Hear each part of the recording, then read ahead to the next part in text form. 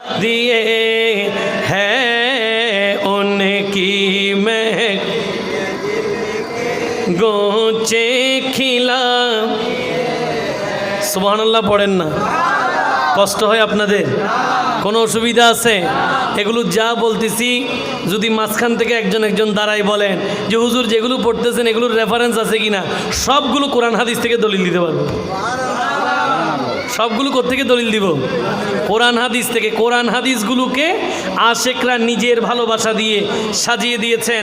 আসুন আজকের লাইনের শেষ লাইন নাতে মুস্তফার লাস্ট কলি, अल्लाह क्या जहन्नम अब भी न सर्द होगा, अल्लाह क्या जहन्नम अब भी न सर्द होगा, रो रो के मुस्तफा ने रो रो के मुस्तफा ने दरिया बहा दिए हैं उनकी महक ने गोचे खिला दिए हैं उनकी महक ने दिल गोचे खिला। जिस राह चल गिए हैं कोचे बसा दिए हैं। সবাই বলি মারহাবা, আরো চিৎকার দিয়ে বলি মারহাবা। এবার পড়ি সুবহানাল্লাহ, আলহামদুলিল্লাহ, আল্লাহু আকবার, সুবহানাল্লাহ, আলহামদুলিল্লাহ, আল্লাহু আকবার, সুবহানাল্লাহ, আলহামদুলিল্লাহ, আল্লাহু আকবার। বিশ্বব্যাপী তরিকত ভিত্তিক সংগঠন গাউসিয়া কমিটি বাংলাদেশ আনন্দীপুর শাখা 24 নং ওয়ার্ড কর্তৃক আয়োজিত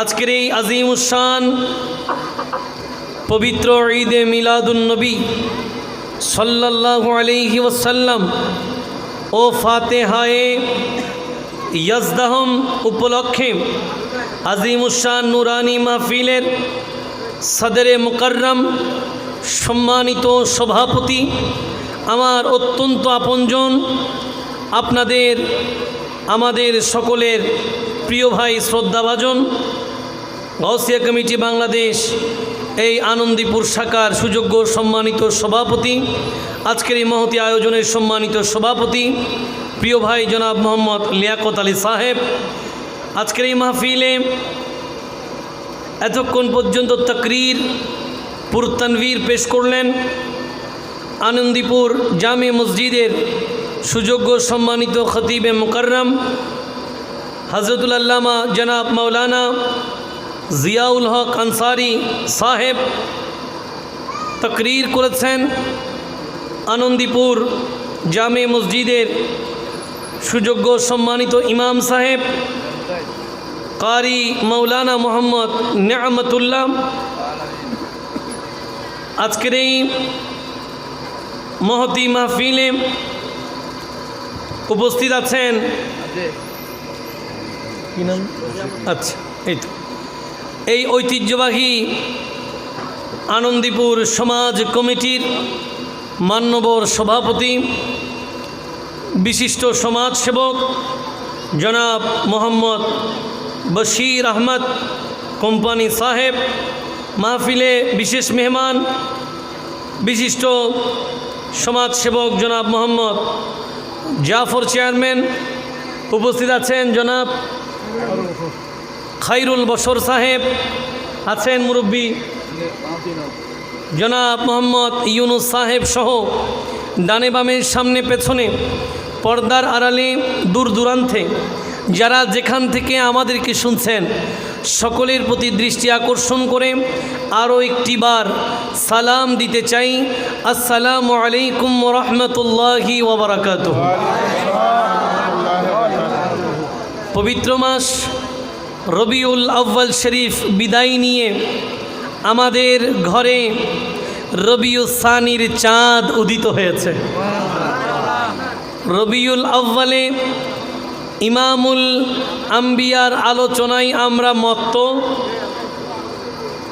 রবিউল সানিতে ইমামুল আউলিয়ার আলোচনায় আমরা সিক্ত। কেন? কারণ আমরা নবুয়তের সাথেও আছি, বেলায়াতের সাথেও আছি। নবুয়তের সাথেও আছি, বিলায়াতের সাথেও কেনই বা থাকবো না? আমরা তো জানি আল ভিলায়াতু জিল্লুন নবুয়া। ভেলায়াত কি? এটা নবুয়তের প্রতিচ্ছবি। ভেলায়াতের মাকাম যারা পেয়ে আল্লাহর ওলি হয়ে প্রিয় নবীর পদাঙ্ক অনুসরণ করে আল্লাহর বন্ধু হয়, এদের কাজ হয় নবুয়তের মিশন বাস্তবায়ন করা। এদের কাজ একটাই, আল্লাহর ওলিরা এই বাংলার জমিনে এসেছেন। এই দেশ কেন, পৃথিবীর যত দেশ আছে যেখানে যেভাবে আল্লাহর ওলিরা গিয়েছেন, তারা সদা সর্বদা আল্লাহ এবং রসুলের প্রেমে তাদের নিজের জীবনটাকে বিলীন করে সার্বক্ষণিক নবীজির নবুয়তের মিশনকে বাস্তবায়ন করেছেন। এরকম একটা মিশন নিয়েই এই চট্টগ্রামের জমিনে এসেছিল হুজুর আল্লামা সৈয়দ আহমদ শাহ শ্রীকুটি রহমতুল্লাহ আলাইহিল বারি, যার সুফল ভোগ করছি আমরা। আমাদের ঘরে সেই কল্যাণ এখন আছে। আপনি যদি টেকনাফ থেকে তেঁতুলিয়া বলেন, রূপসা থেকে পাথুরিয়া বলেন, প্রত্যেকটা জায়গায় যাবেন, রহমাতুল্লিল আলামিনের জিকির, আল্লাহর নবীর প্রশংসায় মসজিদগুলো আবাদ হচ্ছে। মসজিদগুলোতে যদি নবীর নারায়ে রিসালতের সুগন্ধি পেতে চান, তাহলে আপনি দেখবেন যেখানেই সুগন্ধি আছে ওখানেই হুজুর কেবলার প্রতিষ্ঠান জামিয়া আহমদিয়া সুন্নিয়া কামিল মাদ্রাসার শিক্ষার্থীরা ছড়িয়ে আছে। কেন? তারা যেখানে গিয়েছে একটাই কাজ করেছে, তারা আল্লাহর নবীর নবুয়তের মিশনকে বাস্তবায়ন করেছে আল্লাহর ওলিদের শেখানো পন্থায়। এই জন্য তারা যেখানে গিয়েছে সবাইকে শিখিয়েছে সবসে আলা वो आला हमारा नबी, सबसे बाला वो आला हमारा नबी। उम्मत জেনে রাখো, তোমার জীবনে নামাজ আসবে হেদায়াত আকারে, তোমার জীবনে রোজা আসবে হেদায়াত আকারে, তোমার জীবনে সামর্থ্যের সাথে আল্লাহর দয়ায় হজ আসবে হেদায়াত আকারে, তোমার জীবনে আল্লাহর দয়ায় সামর্থ্যের সাথে যাকাত আসবে হেদায়াত আকারে। কিন্তু মনে রেখো, সব হেদায়াতগুলো যদি তোমার মাঝে জমা হয়ে যায়, ঈমান যদি না থাকে, হেদায়াতে কোনো লাভ হবে? কোনো লাভ হবে? এই জন্য বান্দারে আমলটা সাথে রাখবা, হুকুম আহকাম সাথে রাখবা, আরকান আহকাম মানতে হবে, শরীয়তের বিধিবিধান মানতে হবে। তবে তার আগে তোমার অন্তরে নিখাদ নিখুঁত নবীর প্রেমের একটা ঘর বানিয়ে, রহমাতুল্লিল আলামিন যদি তোমার অন্তরে একবার জায়গা পায়, নামাজ তোমার মেরাজ হবে। নামাজ তোমার কি হবে? মেরাজ হবে। এই জন্য যারা নবীর থেকে নামাজ শিখেছেন তাদের নামাজগুলো মেরাজ ছিল। কেন? কারণ তাদের নামাজে নবীর প্রেম ছিল। তাদের নামাজে কি ছিল? নবীর প্রেম ছিল। কেন? রহমাতুল্লিল আলামিন বলেছেন, ও আমার প্রিয় সাহাবীরা, তোমরা নামাজ পড়বে। কেমনে পড়বে? বলে সল্লু কামা রাআইতুমুনি উসাল্লি। তোমরা নামাজ পড়ো যেভাবে আমাকে নামাজ পড়তে দেখো। যেভাবে আমাকে নামাজ পড়তে দেখো, তোমরা সেইভাবে নামাজ পড়ো।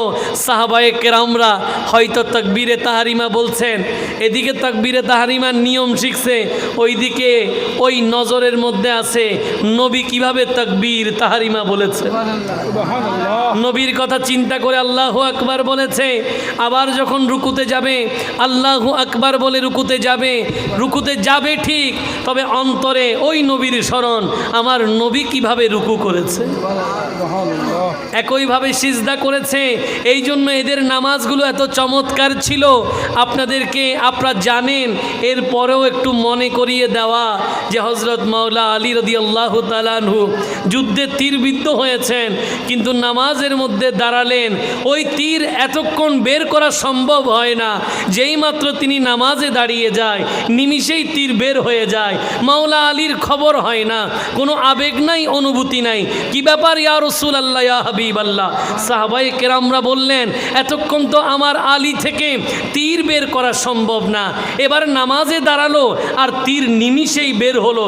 উনার কোনো আবেগ নাই, অনুভূতি নাই, উফ ব্যথা শব্দ নাই। কারণ কি? নবী বলেন আমার মাওলা আলী আল্লাহর প্রেমে ডুব দিয়েছে। নামাজ পড়তে হবে নবীকে ভালোবেসে। কাকে ভালোবেসে? নবী প্রেম অন্তরে লালন করে নামাজ পড়তে হবে। কেন জানেন? কারণ অনেক নামাজি দোজকে যাবে। কোথায় যাবে? রাগ করলেন? আমি বলেছি? আমি বলি নাই। প্রতিনিয়ত আপনার নামাজের মধ্যে বলেন, আমি না। কারা বলেন? আপনারাই বলেন যে নামাজিরা দোজকে যাবে। নামাজিরা কই যাবে? এখানে সূরা মাউন পারেন যেরকম লোক আছেন, আর আইতাল্লাযী, ওখানে 4 নম্বর আয়াতে কি আছে? বিসমিল্লাহির রহমানির রহিম ফাওয়াইলুল লিল মুসাল্লিন। রব্বুল আলামিন বলেন নামাজ যদিও মুক্তির সনদ, নামাজ পড়লে মুক্তি পাওয়া যায়, নামাজ পড়লে অশ্লীল কাজ থেকে মুক্তি পাওয়া যায়, পৃথিবীর সকল পাপ থেকে তুমি মুক্ত থাকবে। কিন্তু এমনও অনেক নামাজ আছে, নামাজে পড়েছো, পড়ে জাহান্নামে যাবে। পড়ে কই যাবে? তাহলে বোঝা গেল নামাজের মধ্যে প্রকার, নামাজের মধ্যে ক্লাস আছে, নামাজের মধ্যেও শ্রেণীবিন্যাস। এমন অনেক নামাজ আছে যেই নামাজ পড়ে আল্লাহ পাওয়া যায়, আর এমন অনেক নামাজ আছে যেটা পড়ে দোজকে যেতে হয়। এটা আজকে গিয়ে এটা আপনার HW বাড়ির কি হোমওয়ার্ক, স্কুলের মধ্যে HW দেয় না, যে বাড়ির কাজ এগুলো করবা, এখানে এগুলো শিখাইলাম। আজকে মাহফিলে আপনার HW হচ্ছে সূরা মাউনের 4 নম্বর আয়াত খুলে দেখবেন। আসলে হুজুর যে কথাটা বলছে, কিছু কিছু নামাজই এমন আছে যে কোনো কারণে হতে পারে, খুলে দেখবেন। তার মানে নামাজ এমন আছে যেগুলো পরে মানুষ কই যায়। তো আমরা কি ওই রকম নামাজি? সবাই একটু বলেন না, আমরা কি ওই ধরনের নামাজি হতে চাই? আমরা কোন নামাজি হব? যেই নামাজে আল্লাহ পাওয়া যায়, যেই নামাজে কি পাওয়া যায়। আর আল্লাহ যদি নামাজের মাধ্যমে পেতে চান, নবীর প্রেমের একটা ঘর আপনার অন্তরে তৈরি করতে হবে। কেন? কারণ নবীর ভালোবাসা অন্তরে পরিপূর্ণ না হলে আল্লাহর নবী বলছেন তুমি ইমানদার হতে পারবে না। তুমি পরিপূর্ণ ইমানদার হতে, পরিপূর্ণ ইমানদার হওয়ার জন্য সব কিছুর চেয়ে নবীকে বেশি ভালোবাসতে হবে। আল্লাহ আমাদেরকে সেভাবে প্রিয় নবীকে ভালোবাসার তৌফিক দিক। সবাই বলি, সেটাই বলছিলাম। রবিউল আউয়ালে, রবিউল সানিতে, ঈদে মিলাদুন নবী এবং ফাতিহায়ে ইয়াজদাহমের মাহফিলে আমরা আল্লাহর নবীর এবং নবীর পদাঙ্ক অনুসরণকারী আল্লাহর ওলিদের আলোচনা করি। ওখান থেকে শিক্ষা নিয়ে আমরা আমাদের জীবনকে সাজাই। আল্লাহ আমাদেরকে সেভাবে কবুল আর মঞ্জুর করুক। সবাই বলি একটু মহব্বতে আল্লাহুম্মা সাল্লি মাওলানা মুহাম্মাদে ওয়া আলা আলি সাইয়্যিদিনা। আমার এই আনন্দীপুর শাখা গৌসিয়া কমিটি বাংলাদেশের ভাইরা আমাকে একটা নির্ধারিত আলোচ্য সূচি দিয়েছেন। এরা যদিও আমার মনে হয় যেটা বিষয়টা না বুঝে দিয়ে দিলেন। বিষয়টা কি বুঝে দিয়ে দিলেন? না বুঝে দিয়ে দিলেন কেন? কারণ হচ্ছে যেই টপিকসটা দিলেন যে মদিনার সনদ এবং বিদায় হজের ভাষণের তাৎপর্য, এগুলো যদি আমরা মাদ্রাসায় পড়াই, কোথায় মাদ্রাসায় যদি পড়াই, একটা টপিকস মিনিমাম 4 ঘন্টা ক্লাস লাগবে। কয় ঘন্টা? তাইলে এরা সাবজেক্ট কয়টা দিল? 2টা যদি 4 ঘন্টা হয় কতক্ষণ লাগবে? 8 ঘন্টা। এখান থেকে ফজর নামাজ জামাত পড়ে আরও 2 ঘন্টা দিয়ে তারপর যেতে হবে। তো ভাইয়েরা তারপরও ভালোবেসে দিয়ে দিয়েছেন। আমি আল্লাহ এবং রসুলের দরবার থেকে এইটুকু সহযোগিতা কামনা করছি যে যদি একটু একটু করেও জানা যায়, সংজ্ঞাগুলো যদি আমরা জানতে পারি, এতে আমাদের জন্য কল্যাণ। আসুন আমি পবিত্র কোরআন আল কারীমের সর্বশেষ আয়াত, যেটা বিদায় হজের ভাষণের দিন নাজিল হয়েছে, সেটা দিয়ে আজকের আলোচনাকে আমি শুরু করেছি। সেখান থেকেই আমার মূল আলোচনা শুরু হবে। তবে তার আগে আমরা একটু মদিনার সনদ নিয়ে কথা বলতে চাই। মদিনার সনদ, যেটাকে আরবিতে বলে মিসাকে মদিনা। সুবহানাল্লাহ পড়েন। কি বলে? মিসাকে মদিনা, অর্থাৎ মদিনার সনদ। মদিনা এই রাষ্ট্রটা কেমনে চলবে, এটার একটা সংবিধান আল্লাহর নবী মক্কা থেকে যখন মদিনায় হিজরত করলেন, ওখানে শান্তি আনয়নের লক্ষ্যে, একটি দুর্নীতি মুক্ত রাষ্ট্র পরিচালনার লক্ষ্যে প্রত্যেকটা নাগরিক যেন সঠিকভাবে তাদের অধিকার পায়, সে লক্ষ্যে রহমতুল্লিল আলামিন একটা সংবিধান তৈরি করলেন। বড় চমৎকার ব্যাপার হচ্ছে, পৃথিবীর জমিনে সর্বপ্রথম লিখিত সংবিধান হচ্ছে মদিনার সনদ। সর্বপ্রথম লিখিত সনদ কোনটা? মদিনার সনদ, যেটাকে দস্তুরে মদিনাও বলে। দস্তুরে মদিনা বলে। এই মদিনার সনদে 47 ক্লজ, 47টা ধারা আছে। কয়টা ধারা? এখন এগুলিকে বলা সম্ভব? এখানে সম্ভব না, আমি জাস্ট জানিয়ে রাখলাম। মদিনার সনদে 47টা ধারা আছে। সিরাতে ইবনে হিশামের মুসান্নিফ বলছেন যে মদিনার সনদে 53 ক্লজ, 53টা ধারা আছে। কয়টা? 53টা ধারা আছে। এই সবগুলো ধারা কেন আনা হলো? ধারাগুলো এই জন্য আনা হলো যে যখন রহমতুল্লিল আলামিন মক্কা থেকে মদিনায় হিজরত করে গেলেন, রহমতুল্লিল আলামিন দেখলেন যে ওখানে 2টা বড় গোত্র, একটা হচ্ছে আউস গোত্র, একটা হচ্ছে খাজরাজ গোত্র। একটা আউস, একটা খাজরাজ। এই 2টা গোত্র মদিনার সবচেয়ে বড় গোত্র। কিন্তু দুঃখজনক ব্যাপার হলেও সত্য, আল্লাহর নবী অবলোকন করলেন যে তারা সব সময় গোত্রে গোত্রে ভেদাভেদে লিপ্ত থাকে, সব সময় হিংসা বিদ্বেষে লিপ্ত থাকে, সব সময় একে অপরের হক নষ্ট করায় ব্যস্ত থাকে, সব সময় সমাজের মধ্যে অস্থিরতা তৈরি করে রাখে। এবং এর চেয়েও বড় কথা হলো যে তারা 2টা গোত্র সব সময় মারামারি হানাহানিতে লিপ্ত। এরা একজন আরেকজনের কাছে নিরাপদ নয়।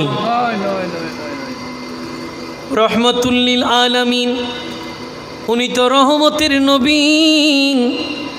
নবীর আগমনে অন্ধকার কলব আলোকিত হয়েছেন। নবীর আগমনে যারা ওয়াদা ভঙ্গ করতেন, নবী তাদেরকে ওয়াদা রক্ষা করে শিখিয়েছেন। যারা আমানতের খেয়ানত করত, আল্লাহর নবী তাদেরকে আমানতদারিতা শিখিয়েছেন। যারা কথায় কথায় মিথ্যা বলতো, রহমতুল্লিল আলামিন তাদেরকে সত্য বলাই অভ্যস্ত করেছেন। যেখানে কেউ কাউকে বিশ্বাস করে না, ওখানে আল্লাহর নবী নিজের চমৎকার চারিত্রিক বৈশিষ্ট্য দিয়ে আল আমিন হিসেবে তৎকালীন মক্কার বাসীর কাছে নবী অনন্য ছিলেন। যেখানে কোথাও সততার দেখা নাই, ওখানে আমার নবী, আপনার নবী, রহমতের নবী, সততার মূর্ত প্রতীক। নবী এসেছেন, দুর্নীতি থাকবে না। নবী এসেছেন, বিশৃঙ্খলা থাকবে না। নবী এসেছেন, ওয়াদা ভঙ্গকারী কেউ থাকতে পারবে? আল্লাহর নবী এসেছেন, হানাহানি চলবে না, মারামারি চলবে না, সবলরা দুর্বলের উপরে অত্যাচার করতে পারবে না। কেন? কারণ রহমতুল্লিল আলামিন আগমন করেছে। এই জন্য রহমতুল্লিল আলামিন যখন মক্কা থেকে মদিনায় হিজরত করে আউস গোত্র এবং খাজরাজ গোত্রের এই যাবতীয় অসামাজিক কর্মকাণ্ড অবলোকন করলেন, নবীজি মদিনায় একটি সুষ্ঠু পরিবেশ ফিরিয়ে আনার জন্য ইহুদি কাফের নাসারাদেরকে সাথে নিয়ে, মুসলমানরা সংখ্যাগরিষ্ঠ তাদেরকে সাথে নিয়ে সবাই যেন পারস্পরিক সহ অবস্থানে থাকতে পারেন, এই জন্য রহমতুল্লিল আলামিন মদিনার সনদ উপহার দিলেন। আমার বাড়ির পাশেও মুসলিম আছে, তাই বলে কি তার ঘর জ্বালিয়ে দিতে হবে? বলেন, জ্বালিয়ে দিতে হবে? ঈমানের দোহাই দিয়ে অমুসলিমকে কষ্ট দেওয়া যাবে? যাবে না। একজন মানুষ সে তার নিজের স্বাধীনতায় চলতেই পারে, পারে কি না? মনোযোগ আছে আপনাদের? একটু আওয়াজ দিবেন। পেছনের আওয়াজগুলো এই পর্যন্ত আস্তে আস্তে ওনাদের ব্যাটারি শেষ হয়ে যাচ্ছে। আপনারা কাছে আছেন, এদিকে একটু আওয়াজ দিলে আমার কথা বলতে একটু সুবিধা। কি মনে কষ্ট নিলেন? আর আপনাদের আওয়াজটা যদি এই পর্যন্ত আসে তাহলে তো আলহামদুলিল্লাহ, ঠিক কি না? এমনিতে ঝগড়া করলে আওয়াজ ভলিউম বাড়ে না কমে? যেগুলো ভিতরে আছে ওগুলো সব দিয়ে দেন, ঠিক কি না? তো আমরা তো এখানে হানাহানি ঝগড়া বন্ধ করতে আসছি, ঠিক কি না? এই জন্যই তো আজকে ভাইয়েরা বিষয় দিলেন, হুজুর একটু মদিনার সনদ বলবেন, সমাজে শান্তি ফিরে আসবে, কেউ আর ঝগড়া করবে। কাজেই ঝগড়ায় আওয়াজ দরকার নাই, আওয়াজ দরকার আল্লাহর জিকির, নবীর দুরুদে। সেই আওয়াজ কি দিতে পারবেন? আজকে এই আওয়াজ যেটা এখানে দেবেন, কাল কিয়ামতের ময়দানে সেটা নাজাতের ওসিলা হবে, ঠিক কিনা? ঠিক কিনা? আমি মুরব্বীদেরকে বলবো না, আমি নওজওয়ানদেরকে বলি। নওজওয়ানদের আজকে এই যেই চমৎকার শক্তি সামর্থ্য আছে, তোমাদের আজকে সময় দেওয়ার সুযোগ এসেছে।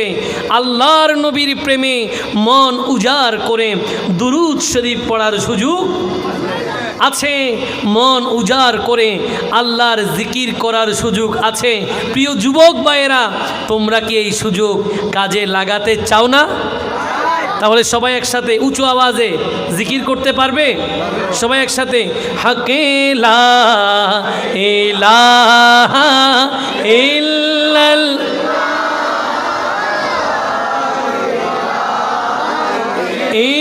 ইল্লাল্লাহ, হাকে লা ইলাহা ইল্লাল্লাহ ইলাহা হাসবি রব্বি জাল্লাল্লাহ মা ফি কলবি গায়রুল্লাহ হকে নূরে মুহাম্মদ সাল্লাল্লাহু ইলাহা লাহু লা ইলাহা লা ইলাহা লা ইলাহা ইল্লাল্লাহু মুহাম্মাদুর রাসূলুল্লাহ সাল্লাল্লাহু তাআলা আলাইহি ওয়াসাল্লাম। সবাই একবার উঁচু আওয়াজে পড়ি সুবহানাল্লাহ। যখনই সময় পাবেন আল্লাহর জিকির, নবীর দুরুদ পড়বেন, এতে আপনি দামি হয়ে যাবেন। কি হয়ে যাবেন? রহমতুল্লিল আলামিন দেখতে লাগলেন যে আউস গোত্র, খাজরাজ গোত্র এরা সমাজের শৃঙ্খলা বজায় রাখতে পারছে না। মুসলমান অমুসলিম একটা বিশাল কমিউনিটি, কিভাবে কি করা যায়? আমি বলছিলাম যে আপনার মতের বিপরীত লোক থাকতেই পারে, পারে কি না? কেউ যদি এই আজকের এই মাঠের মধ্যে এখানে প্যাকেজ অনুষ্ঠান করে, আপনি কি মেরে তাকে শেষ করতে পারবেন? বলেন না। মেরে কি কিছু হবে? হবে না। তার ঢোল তবলা যদি সবগুলো ভেঙে দেন, জোর করে হবে না। এভাবে কি তাকে সংশোধন করা সম্ভব? এরকম যদি জোর করে সংশোধন করা যেত, পৃথিবীতে একটা অমুসলিমও থাকতো না। কি বলেন, ঠিক কি না? আবু জেহেল আল্লাহর নবীর সামনে ঈমান ছাড়া থাকতে পারত? আল্লাহর নবী রহমতুল্লিল আলামিনের কাছে নবীজির প্রিয় সাহাবী হযরত আবু হুরায়রা রাদিয়াল্লাহু তাআলা আনহুর আম্মা জান, উনি ওনার আম্মা জানের জন্য নবীজিকে বললেন দোয়া করতে। দোয়ার আগে তিনি অনেকবার মাকে বলেছেন, ও আমার আম্মা জান, আপনি ইসলাম গ্রহণ করুন। ও আমার প্রিয় মা, আপনি ইসলামের সুশীতল ছায়াতলে আসুন। ও আমার প্রিয় মা, মুসলমানদের প্রিয় নবী, সেই চমৎকার নবী যিনি আল্লাহর একত্ববাদের দিকে বান্দাদেরকে আহ্বান করছে। ছেড়ে দাও অগ্নি পূজা, ছেড়ে দাও মূর্তি পূজা, ছেড়ে দাও ভূত পূজা, গাছ পূজা, বাঁশ পূজা, পাথর পূজা, ছেড়ে দাও, এক আল্লাহকে মেনে নাও। কিন্তু যতবার হযরত আবু হুরায়রা রাদিয়াল্লাহু তাআলা আনহু তার মাকে দিনের দাওয়াত দিতেন, মা ততবার নবী সম্পর্কে মন্দ বলতেন। নাউজুবিল্লাহ বলেন। নবীজির সম্পর্কে কি বলতেন? মন্দ বলতেন, গালিগালাজ করতেন। এই কথাগুলো আবার রহমতুল্লিল আলামিনের দরবারে এসেছে, কিন্তু আপনি এরকম একটা রেওয়ায়াত দেখাতে পারবেন না যে রহমতুল্লিল আলামিন হযরত আবু হুরায়রা রাদিয়াল্লাহু তাআলা আনহুকে বলেছেন তুমি তোমার মাকে ছেড়ে চলে আসো। কোনোদিন এই বক্তব্য আল্লাহর নবী দেয়? শেষ পর্যন্ত হযরত আবু হুরায়রা রাদিয়াল্লাহু তাআলা আনহু মায়ের সাথে ছিলেন, মায়ের খেদমত করেছেন। একদিন কাঁদতে কাঁদতে আবার মাকে আহ্বান করলেন। মা আজকেও মন্দ বলে, মনটা খারাপ করে নবীর দরবারে এসে বলে, ইয়া রাসূলুল্লাহ, আপনার দরবারে তো কেউ খালি হাতে ফিরে যায় না। নবীরে আমার মায়ের জন্য একটু দোয়া করেন, আমার মা যেন ঈমান আনে। রহমাতুল্লিল আলামিন নবুয়তের দুটো হাত তুললেন। হযরত আবু হুরায়রা রাদিয়াল্লাহু তাআলা আনহুর আম্মার জন্য দোয়া করলেন। হযরত আবু হুরায়রা রাদিয়াল্লাহু তাআলা আনহু নবীর দরবার থেকে মায়ের দোয়া নিয়ে ঘরে ফিরার আগে মা কালেমা পড়ে ঈমানদার হয়ে গেছে। কালেমা পড়ে কি হয়ে গেছেন? ঈমানদার হয়ে গেছেন। নবী এখনো ঘরে যায় নাই, দোয়া করেছেন।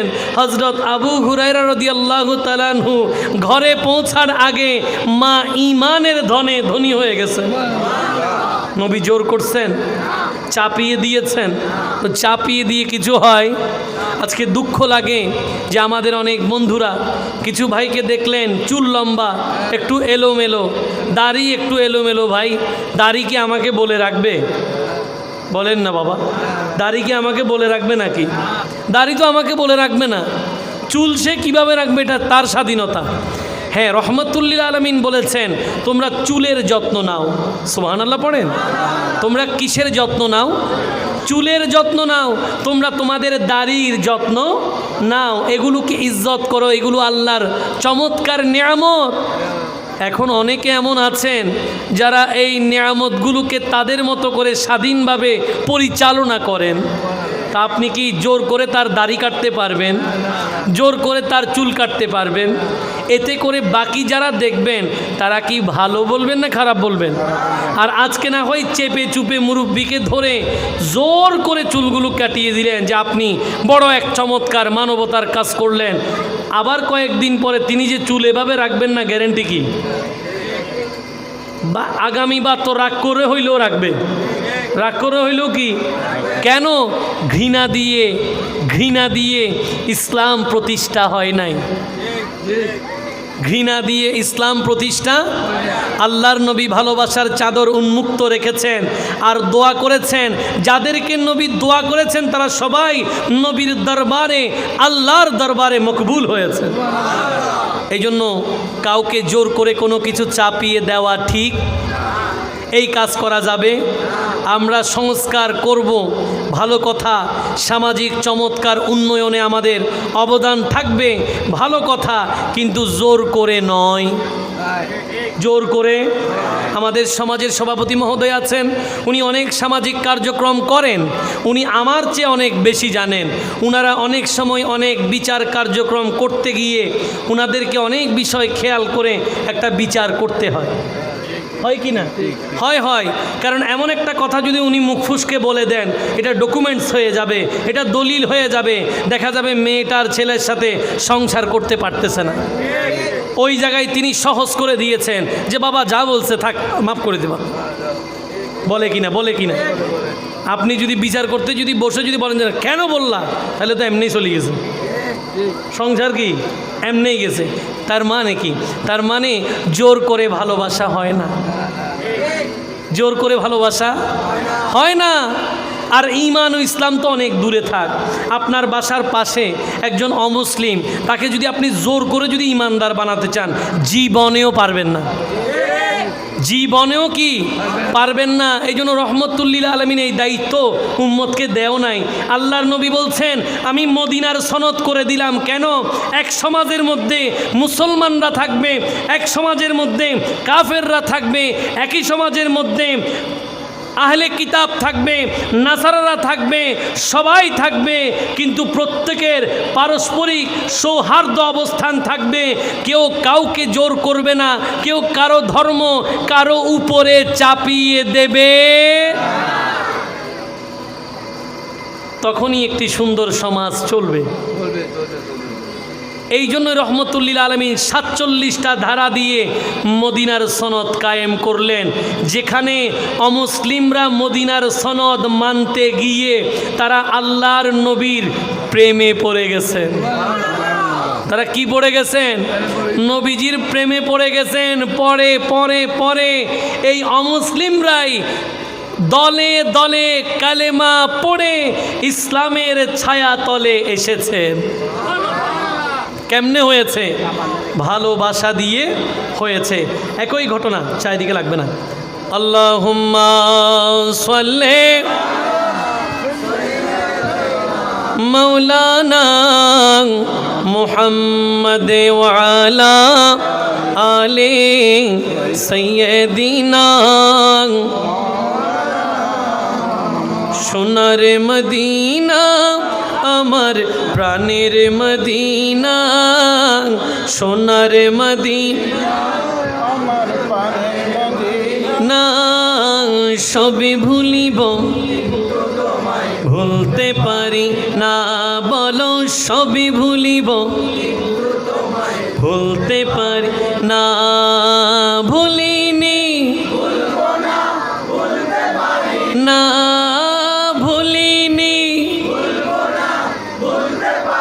না সবে ভুলিব কিন্তু তোমায়। সালাতুন ইয়া রাসূল সালামুন ইয়া। আমরা তো এমনিতেও সোনার মদিনাকে ভুলতে পারবো কেন?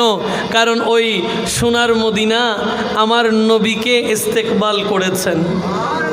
ওই সোনার মদিনায় মক্কায় যখন নির্যাতনের শিকার প্রিয় নবী, ওই মদিনাবাসী তাদের ভালোবাসার চাদর দিয়ে আমাদের প্রিয় নবীকে বরণ করে নিয়েছে। আর পড়েছেন তলাআল বদরু আলাইনা মিন সানিয়াতিল বিদা ওয়াজাবা শুকরু আলাইনা মাদা লিল্লাহি দা। সুবহানাল্লাহ পড়েন না? তলাআল বদরু আলাইনা বলে তারা আমাদের প্রিয় নবীকে নিয়ে জুলুস করেছেন। কি করেছেন? কি করেছেন? আনন্দ মিছিল করেছেন। কেন? আজকে মদিনাবাসীর আনন্দের শেষ নাই, কারণ মক্কা থেকে আজকে নবী মদিনায় এসে মদিনাকে ধন্য করে দিয়েছেন। এই জন্য মদিনার আগের নাম ছিল ইয়াসরিব। আগের নাম কি ছিল? নবী এসে বলছেন তেবা। নবী এসে কি করে দিলেন? তেবা করে দিলেন, পবিত্র করে দিলেন। সেই মদিনাকে আমরা ভুলতে রহমতুল্লিল আলমিনের জীবনের প্রতিটা জায়গায় আপনি দেখবেন কোথাও নবী জোর করে কোনো কিছু করে। মদিনার সনদে, মদিনার রাষ্ট্র পরিচালনায় সুন্দর একটি সমাজ, মুসলিম অমুসলিম পারস্পরিক সহাবস্থানের জন্য মদিনার সনদ পৃথিবীর ইতিহাসে প্রথম লিখিত সনদ। 47টা ধারার আলোকে মদিনা রাষ্ট্র পরিচালিত হয়েছে, যেই রাষ্ট্রের পরিচালক ছিলেন মুহাম্মাদুর রাসূলুল্লাহ সাল্লাল্লাহু আলাইহি ওয়াসাল্লাম। কেমন রাষ্ট্র পরিচালনা করতেন জানেন?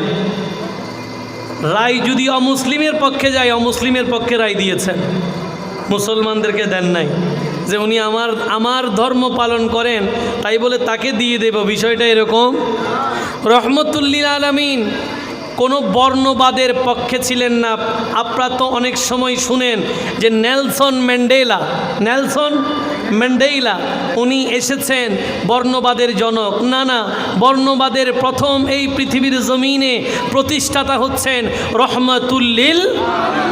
নবী এসে সবার মাঝে সাদা কালোর পার্থক্য রাখেন নাই। এই জন্য আপনারা জানেন ফাতহে মক্কা বিজয়ের দিনে সব সাহাবীরা আছেন, আল্লাহর নবী সেই কালো কৃষ্ণ বর্ণের নবীর বড় প্রিয় সাহাবী, ইসলামের প্রথম মুয়াজ্জিন হযরত বেলাল হাবশী রাদিয়াল্লাহু তাআলা আনহুকে বলেন যে ও আমার প্রিয় মুয়াজ্জিন বেলাল, যাও মক্কার ছাদে, কাবা ঘরের ছাদে উঠে তুমি আল্লাহু আকবার এবং প্রিয় নবীর নারায়ে রিসালাতের স্লোগান, সেই চমৎকার আজান দিয়ে দাও।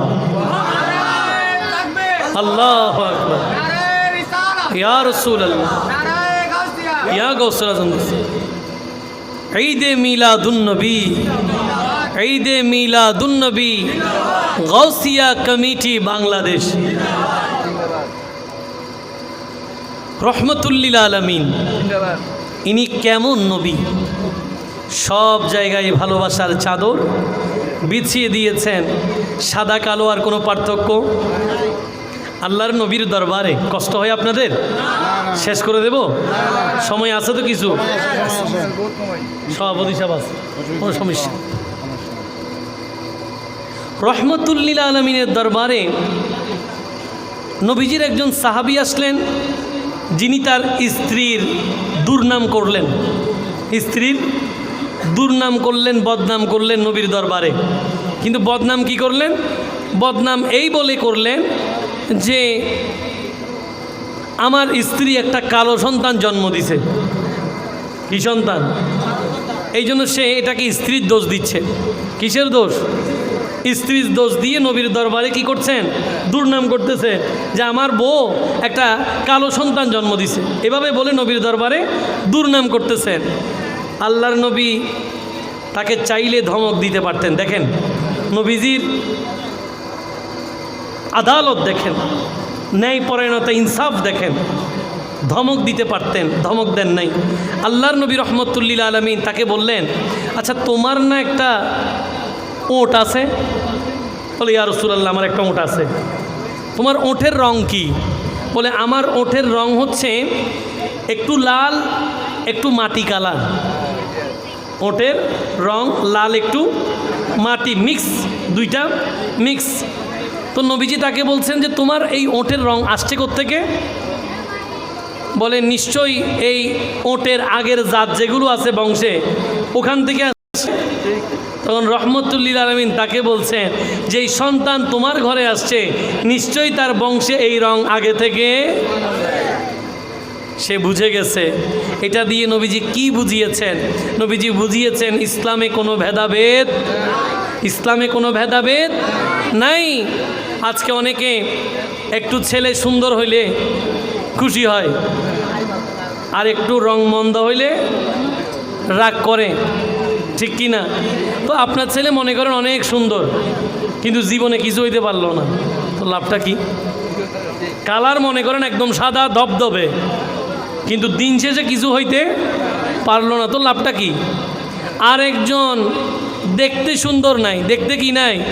সুন্দর নাই, কালো ব্যক্তি, উনি একজন যুগশ্রেষ্ঠ ব্যক্তি হয়ে গেলেন। তো আপনার সাদার চেয়ে তো এই কালো ভালো, সুবহানাল্লাহ পড়েন। এর মানে সাদা কালো দিয়ে কোনো কিছু হয়, এটা মানুষের পরিচয় বহন করে। অনেকে আবার ছেলে হইলে খুশি, মেয়ে হইলে খুশি নাই, আছে না নাই? আরে আনন্দি পড়ে নাই আর কি, অন্য জায়গায় তো আছে, পত্র পত্রিকায় আছে না নাই? নিউজ কাভার হচ্ছে কি না, নিউজগুলো দেখবেন। অনেক জায়গায় শাশুড়ির মন খারাপ, শ্বশুরের মন খারাপ, জামাইরও মন খারাপ। কেন? বলে নাতি হয় নাই, নাতনি হয়েছে। নাতি হয় নাই, নাতনি হয়েছে। মনে করেন নাতি আপনার হইল, নাতি আপনার। আমার দেশের মধ্যে অসংখ্য ছেলে রোড অ্যাক্সিডেন্টে মারা যায় কিনা? সবগুলো কি বুড়া বুড়া মারা যায়? কোনগুলো মরে? ইয়াংগুলো। কোনগুলো মরে? হোন্ডা চালায় যে বেশিরভাগ ইয়াং মরে।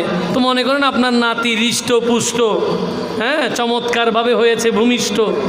এরপরে সে যদি 18 বছরের যুবক হয়ে মোটর সাইকেলে পড়ে ইন্তেকাল করে, কী লাভ হইল? এর মানে আপনি কোনো কিছুর গ্যারেন্টি দিতে পারবেন?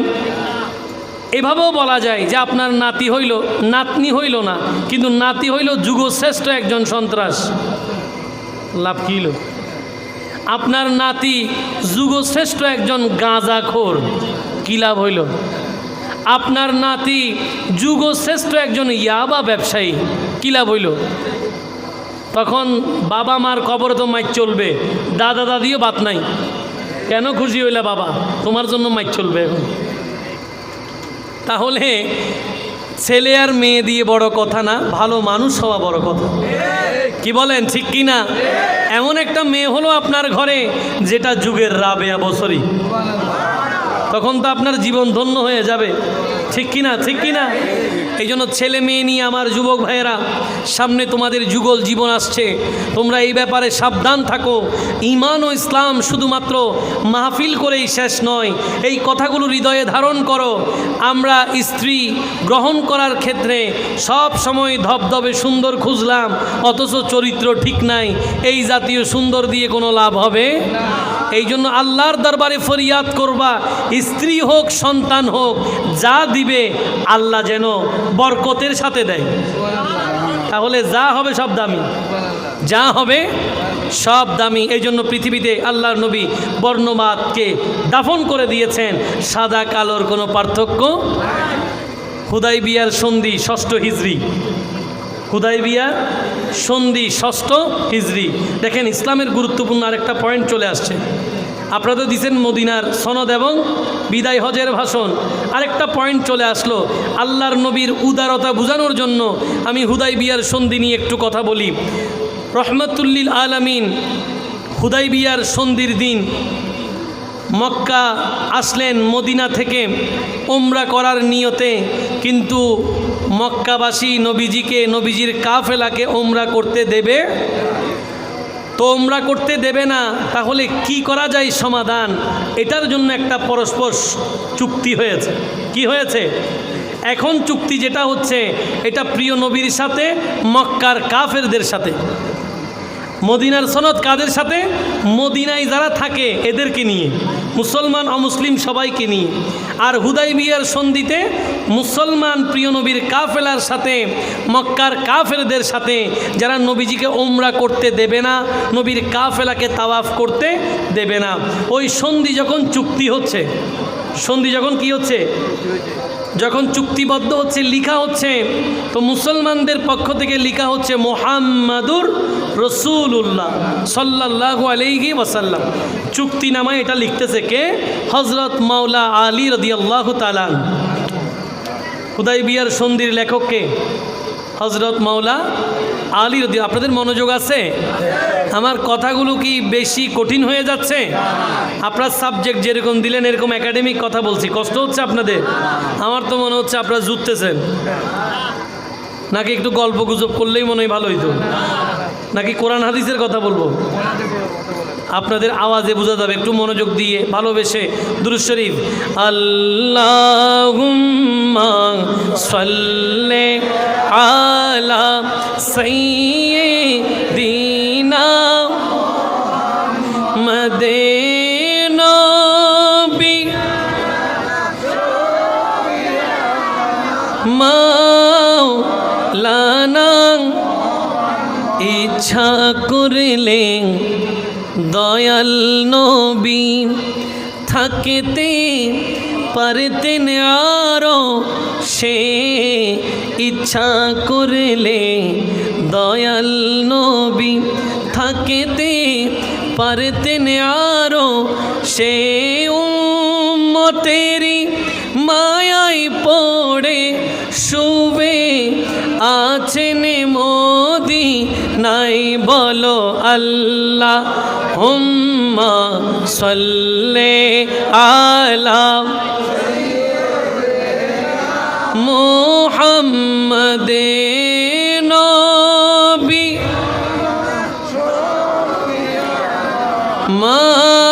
মাওলানা মুহাম্মদ। চিৎকার দিয়ে বলেন সুবহানাল্লাহ। আমি বলছিলাম যখন দুই পক্ষের চুক্তি হচ্ছে, চুক্তিনামার মধ্যে হুদাইবিয়ার সন্ধিতে নবীর নাম লেখার সময় মাওলা আলী লেখলেন মুহাম্মদুর রসুল্লাহ, কিন্তু কাফেররা বললেন আমরা তো উনাকে আল্লাহর রসুল মানি না, আমরা উনাকে আল্লাহর রসুল মানি না, রসুলুল্লাহ মানি না, কাজেই চুক্তিতে উনার নাম রসুলুল্লাহ থাকবে না, রসুলুল্লাহ থাকবে না। নবীর শক্তি ছিল, সামর্থ্য ছিল, সুযোগ ছিল, এরপরেও নবী তাকে যুদ্ধ করতে যায় নাই, তখন যুদ্ধ করতে যাই নাই রহমতুল্লিল আলমিন। তখন মাওলা আলীকে বলছেন, ও আমার প্রিয় সাহাবী মাওলা আলী, তুমি আমার রসুলুল্লাহ নামটা কেটে দাও, আমার রসুলুল্লাহ নামটা কেটে দাও। কাফেরদেরকে সন্তুষ্ট করেছেন, তাদের কথা মেনে নিয়েছেন। মাওলা আলী বলছেন, ইয়া রাসূলুল্লাহ, আমি তো রসুলুল্লাহ কাটতে পারবো না, আমি লিখতে পারি কিন্তু কাটতে পারি। আল্লাহর নবী নিজে রসুলুল্লাহ কেটে দিয়েছে। এই কথা কেন বললাম? এই হুদাইবিয়ার সন্ধি হচ্ছে মূলত মক্কা বিজয়ের প্রথম পদক্ষেপ। হুদাইবিয়ার সন্ধির মাধ্যমেই মুসলমানরা অন্তত শতভাগ মক্কা বিজয়ের দিকে এগিয়ে গেছেন। কিন্তু আল্লাহর নবী চাইলে জোর করতে পারতেন, জোর করে নাই। ঠিক আছে, আমাকে রসুল মানো না, চুক্তিতে আমার নাম আল্লাহর রসুল দরকার, কেটে দিয়েছেন। মক্কা বিজয়ের দিনে এরা সবাই অ্যারেস্ট, মক্কা বিজয়ের দিনে কাফেররা সবাই কি অ্যারেস্ট দরবারে নববীতে। রহমতুল্লিল আলমিন চাইলে সবাইকে বিভিন্ন মেয়াদে শাস্তি দিতে পারতেন, আল্লাহর নবী তাদেরকে ছেড়ে দিয়েছে। আর আমরা জোর করতেছি, নবী কি করে ছেড়ে দেয়, আমরা কি করি জোর করে। ইসলাম কায়েম হবে, সবাই একটু একসাথে, জোর করে ইসলাম কায়েম হয়, জোর করে কারো মনে জায়গা নেওয়া যায়, জোর করে নামাজি বানানো যাবে। আমি আপনাদেরকে এটা আবদার রাখবো যে মাহফিল করলেন কিন্তু ফজরের নামাজ পড়লেন না, তাহলে এটা তো আপনার জীবনের সফলতা না, এটা কি না সফলতা না। আপনি মাহফিল থেকে যাবেন, এটা আকীদা থাকবে, এটা শপথ থাকবে যে আমি বাসায় ফিরব, অবশ্যই আগামীকাল ফজরে উঠব। এটা আপনার মন থেকে আসবে, ভাই আমি জোর করব না, কিন্তু এটা আপনার সফলতা হবে যদি আপনি উঠতে পারেন। তাহলে কোরআন ও হাদিসের আলোচনা হলো, নবীর ভালোবাসার কথা হলো, সাথে নবী যা চেয়েছেন সেই নামাজটাও আপনার মাধ্যমে হয়ে গেল। কাজেই মদিনার সনদের মাধ্যমে চমৎকার একটি রাষ্ট্র পরিচালনা হয়েছে। আজকের এই দিন পর্যন্ত সেই সনদ বিশ্ববাসীর কাছে অনন্য ভূমিকা হয়ে আছে। আল্লাহ পাক মদিনার সনদের সেই চমৎকার সদকায় আমাদেরকে কবুল করুক, সবাই বলি আমিন। আল্লাহুম্মা সাল্লি মাওলানা মুহাম্মাদে ওয়া আলা আলে সাইয়্যিদিনা মাওলানা। এবার আসেন বিদায় হজ। কোন হজ? বিদায় হজ। এই যে আওয়াজ যেটা হাম করতেছে একটু কমাই দাও। বিদায় হজ, বিদায় হজের ভাষণ কি? এটা হচ্ছে একটা হৃদয় বিদারক বর্ণনা। এটা হচ্ছে রহমতুল্লিল আলামিনের জীবনের শেষ হজের ভাষণ, রহমাতুল্লিল আলামিন লক্ষ সাহাবীদেরকে সমবেত করে আরাফাতের ময়দানে বিদায় হজের ভাষণ দিলেন। রহমাতুল্লিল আলামিন অনেকগুলো কথা বললেন, এর মধ্যে একটি কথা হলো, তোমরা ও আমার প্রিয় বান্দারা, তোমরা আল্লাহকে ভয় করো। কাকে ভয় করো? সবাই বলেন কাকে ভয় করো? সামনে পেছনে একসাথে বলেন কাকে ভয় করো? আল্লাহকে ভয় করো। বিদায় হজের ভাষণের একটা বোল্ড পয়েন্ট এটা, যে রব্বুল আলামিনের প্রিয় হাবিব বলছেন, ও আমার প্রিয় সাহাবীরা, তোমাদেরকে বলে যাই যে তোমাদের সাথে হয়তো আর কখনো আমার এভাবে দেখা নাও হতে পারে, আর দেখা নাও হতে পারে। তোমাদেরকে বলে যাই যে তোমরা আল্লাহকে ভয় করো, তোমরা তাকওয়া অর্জন করো এবং একে অপরকে তাকওয়া অর্জনের উপদেশ দাও। তাকওয়া কি? তাকওয়া হচ্ছে আল্লাহকে ভয় করা। কাকে ভয় করা? আরো জোরে বলেন কাকে ভয় করা? আল্লাহকে ভয় করা। কোনো একটা কাজ করলেন, ওই জায়গায় আল্লাহ রাজি আছে কিনা এটা মেনে নেওয়া মানে আল্লাহকে ভয় করা। আপনি একটা কাজ করতেছেন, যে কোনো কাজ, যেমন আজকে আমার গৌসিয়া কমিটি বাংলাদেশ আনন্দীপুর শাখার ভাইয়েরা বড় কষ্ট করে এই মাহফিলটা করেছেন, বুঝাই যাচ্ছে বিশাল আয়োজন না, এটা তো আর একদিনে হয় নাই, এটা অনেক পরিশ্রমের বিনিময়ে ভাইয়েরা অনেক কষ্ট করেছেন, সবাইকে দাওয়াত দিয়েছেন। আমি তো আসলাম, আবার এই কিছুক্ষণ করে চলে যাব, কিন্তু এদের অবদান অবিস্মরণীয়। তারা একটি বছর অপেক্ষা করে যে আবার কখন এই বছরটা আসবে, আবার কখন এরকম একটা চমৎকার আল্লাহর নবীর মহত্বের মাহফিল করব। ঠিক কি না? তারা অনেকে নিজের সামর্থ্য অনুসারে এই চমৎকার মাহফিলে ব্যয় করেছেন, টাকা দিয়েছেন, পয়সা দিয়েছেন। তাদেরকে জিজ্ঞেস করেন যে এই কাজটা যে করলা, তুমি এই কাজে এটা ভাবো যে এই কাজে আল্লাহ রাজি আছে কিনা? বলেন আল্লাহ রাজি আছে কিনা? অবশ্যই আল্লাহ রাজি আছে, কারণ এমন একটা কাজ করলেন যেখানে আল্লাহর স্মরণ হচ্ছে, যেখানে আল্লাহর জিকির হচ্ছে। এর চেয়েও বড় কথা, এমন একটা কাজ করলেন, সেই নবীর শান ও আজমতের মাহফিল করছেন যেই নবীকে আল্লাহ পাক বেশি ভালোবাসেন। নবীজিকে বললেন, ওয়ালা সাউফা ইউতিকা রাব্বুকা ফাতারদা, হাবিব আমি আপনাকে এত দেব আপনি খুশি হয়ে যাবেন। বুখারী মুসলিমের হাদিসের মধ্যে আছে, আল্লাহর নবী উম্মতের জন্য কাঁদছেন, আল্লাহুম্মা উম্মতি, আল্লাহুম্মা উম্মতি বলে নবী কেঁদেছেন। নবী কাঁদলে আল্লাহর ভালো লাগে? আল্লাহর ভালো লাগে না। আল্লাহ চাই না হাবিব কাঁদুক, এই জন্য জিবরিল আমিনকে পাঠিয়েছেন, যাও আমার হাবিবকে বলো কেন কাঁদছে, যদিও আমি আল্লাহ জানি, এরপর আমার বন্ধুকে জিজ্ঞেস করো কেন কাঁদে। বন্ধু কারণ বললেন, কাঁদি কেন? আমার উম্মতের জন্য, আমার উম্মতের জন্য কাঁদি। রব্বুল আলামিন জিবরিল আমিনের মাধ্যমে প্রিয় নবীকে জানিয়ে দিলেন, হাবিব আপনি ভাববেন না, আপনি চিন্তা করবেন না, আপনি কাঁদবেন না। কেন? আপনার উম্মতের যাবতীয় দায়িত্ব আরশের মালিক নিয়েছেন। আল্লাহু আকবার, ইয়া রাসূলুল্লাহ, ইয়া রাসূলুল্লাহ, জিন্দাবাদ। কি বলছিলাম? বলছেন হাবিব আপনি যেই চমৎকার উম্মতের আবেদন করেছেন, আপনার উম্মতের ব্যাপারে আপনার একটা আবেদনও নাকচ হবে, সবগুলো কবুল করা হবে এবং আপনার উম্মতের ব্যাপারে আপনাকে সন্তুষ্ট করা হবে। নবী যা বলবেন আল্লাহ তা মানবেন, এটা আল্লাহর ওয়াদা, এটা আল্লাহর।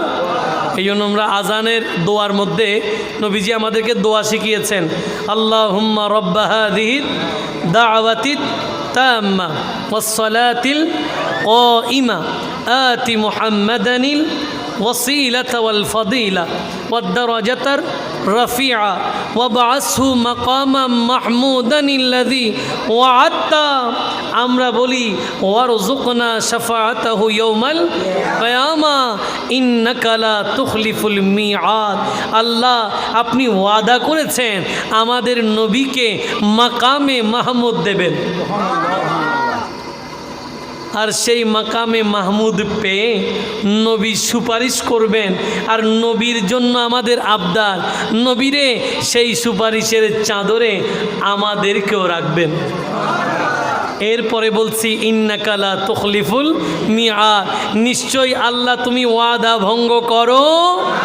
আমরা নবীর সুপারিশ চাই কিনা? আরো বলেন, জোরে বলেন, চাই কিনা? আমল দিয়ে পার হতে পারবেন? কি মনে হয়? নামাজ অনেক বেশি পড়ে ফেলছেন, এমনিতে বিচার দিয়ে চলে যাবেন? হবে না, এগুলো কি হবে না। শুধু নামাজ পড়ে আপনি পার পেতে পারবেন না। আল্লাহর নবীর সুপারিশ ছাড়া কিয়ামতের ময়দানে একটা কদম দেওয়া আপনার জন্য মুশকিল হয়ে যাবে। কেন ভাই? কারণ আমলের সাথে অনেক বেআমল আমরা এমন করি যেগুলো আমাদের আমলকে নষ্ট করে। যেমন নামাজি হাজি গাজী কিন্তু বড় হিংসুক, নামাজি হাজি গাজী বড় অহংকারী, নামাজি হাজি গাজী বড় চগলখোর, পরনিন্দাকারী, গীবতখোর। নামাজ আছে, গীবত আছে, নামাজ আছে, অহংকার আছে, নামাজ আছে, হিংসা আছে। ওই নামাজে কোনো কাজ দেবে না, ওই নামাজে কোনো কাজ। আর নামাজ পড়েন কিন্তু গীবত করেন। নবী বলেছেন আল গীবাতু আশাদ্দু মিনাজ জিনা, জিনার চেয়েও গীবত মারাত্মক। আপনি নামাজ পড়েন আর হিংসা করেন, নবী বলেছেন আল হাসাদু ইয়াকুলুল হাসানাত কামা তাকুলুন নারুল হাতাবা, বলে হিংসা তোমার আমলকে এমনভাবে ধ্বংস করে দেয়, নিঃশেষ করে দেয়, যেভাবে আগুন কাঠকে নিঃশেষ করে দেয়। তাহলে নামাজ থাকলে অহংকার থাকলে লাভ হবে, নামাজ থাকলে হিংসা থাকলে লাভ হবে, নামাজ থাকলে পরনিন্দা পরচর্চা থাকলে লাভ হবে। তো এগুলো আমাদের কাছে একটু একটু আছে না নাই? ভুলভ্রান্তি আছে না নাই? এবাদত করি যে ত্রুটি আছে না নাই? এই ত্রুটিগুলো মুক্ত করার সুযোগ আছে। কি আছে? বেশি বেশি আল্লাহর দরবারে তওবা করবেন। কি করবেন? তওবা করবেন। তাহলে এই ত্রুটিগুলো আল্লাহ মাফ করে দিয়ে আল্লাহর রহমতের চাদরে আপনাকে কবুল করবেন। নবী কাল কিয়ামতের ময়দানে আপনার জন্য সুপারিশ করবেন। আমরা কি সুপারিশ চাই? এই জন্য শায়েররা লিখেছেন আপনি দামানে শফাআত মে छुपाए रखना,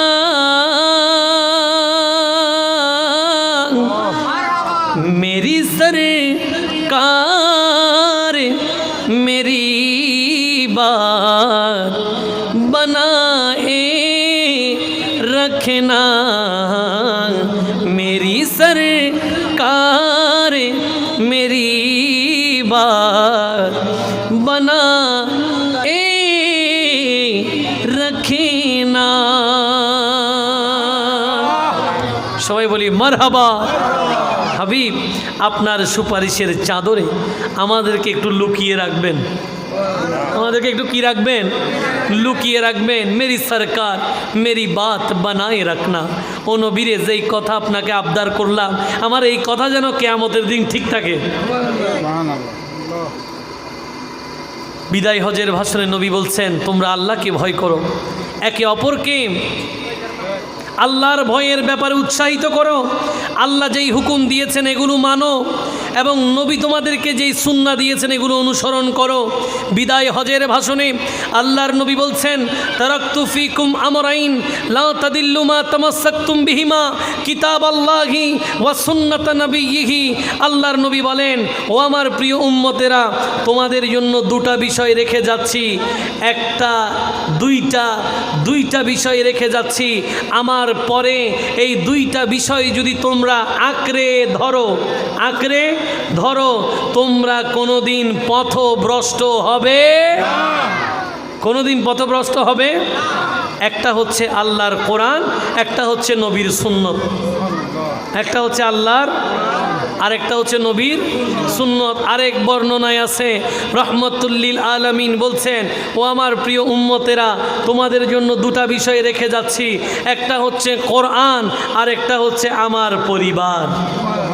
কোরআন হচ্ছে থিওরি আর আমার পরিবার আহলে বাইতে রসুল হচ্ছে প্র্যাকটিক্যাল। কাজেই আল্লাহর নবীর সেই কথা, দুটো বিষয় কোরআন এবং সুন্নাহ, কোরআন এবং নবীর পরিবার, এগুলো আমরা আঁকড়ে ধরতে রাজি আছি। এর বাইরেও নবী আরও অনেকগুলো বর্ণনা দিয়েছেন। এক পর্যায়ে আল্লাহর নবী সকল সাহাবায়ে কেরামদেরকে বলছেন, ও আমার প্রিয় সাহাবীরা, আমি কি তোমাদেরকে আমার দায়িত্ব পৌঁছে দিতে পেরেছি? মনোযোগ ভাইয়েরা, আলোচনা শেষ, মনোযোগ। আল্লাহর নবী বলছেন, ও আমার প্রিয় সাহাবীরা, ও আমার প্রিয় উম্মতেরা, আমি কি তোমাদের কাছে আমার দায়িত্ব পৌঁছে দিতে পেরেছি? সব সাহাবীরা বলছেন, ইয়া রাসূলুল্লাহ, আপনি আপনার দায়িত্ব পৌঁছে দিতে পেরেছেন। সাহাবায়ে কেরাম তখন বুঝে নিচ্ছেন যে এই ভাষণ হয়তো নবীর শেষ ভাষণ। আল্লাহ পাক সে আরাফাতের ময়দানে রহমতুল্লিল আলামিন বিদায় হজের ভাষণের শেষ বক্তব্য যখন দিলেন, আমি কি তোমাদের কাছে আমার দায়িত্ব পৌঁছে দিতে পেরেছি? সবাই বললেন এক বাক্যে, নবী আপনি পেরেছেন। তখন রব্বুল আলামিন কোরআন শরীফের সর্বশেষ আয়াত নাজিল করতেছেন। বিসমিল্লাহির রহমানির রহিম। আল-ইয়াওমা আকমালতু লাকুম দীনাকুম ওয়া আতমামতু আলাইকুম নি'মাতি ওয়া রাদিতু লাকুমুল ইসলাম দীনা। রব্বুল আলামিন কোরআন শরীফের বর্ণনার দিক থেকে, অবতীর্ণের দিক থেকে শেষ আয়াত নাজিল করলেন, যেটার পরে আর কোনো আয়াত নাজিল হয় নাই। আল্লাহ পাক বললেন, আল ইয়াউমা আকমালতু লাকুম, হাবিব আল ইয়াউমা আকমালতু লাকুম দীনাকুম, আমি আজকের দিনে আপনার জন্য আমার দিনকে পরিপূর্ণ করলাম।